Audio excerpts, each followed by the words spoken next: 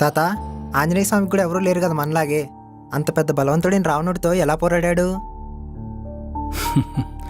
బలవంతుడు తన స్వార్థం కోసం బ్రతుకుతాడు. అందుకోసం ఎంతటి అధర్మానికైనా పాల్పడతాడు. అదే భగవంతుడు తనను తాను కోల్పోయినా ధర్మాన్ని నిలబెడటానికి ప్రయత్నిస్తాడు. తాత, బలవంతుడెవరు, భగవంతుడెవరు? తనని తాను కోల్పోయి కూడా ధర్మాన్ని నిలబెట్టేవాడే భగవంతుడు. ఆంజనేయ స్వామి తన రాజైన శ్రీరామచంద్రమూర్తి భార్య సీతాదేవిని రావణాసురుడు అపహరించడం అధర్మమని మనస వాచ కర్మణ త్రికరణ శుద్ధిగా భావించాడు. కాబట్టే ఆంజనేయ స్వామికి ఆ శక్తి కలిగింది.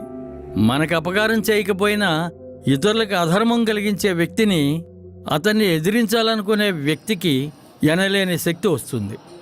అతన్ని ఎదిరించడం ఎంతటి బలవంతుడికైనా సాధ్యం కాదు.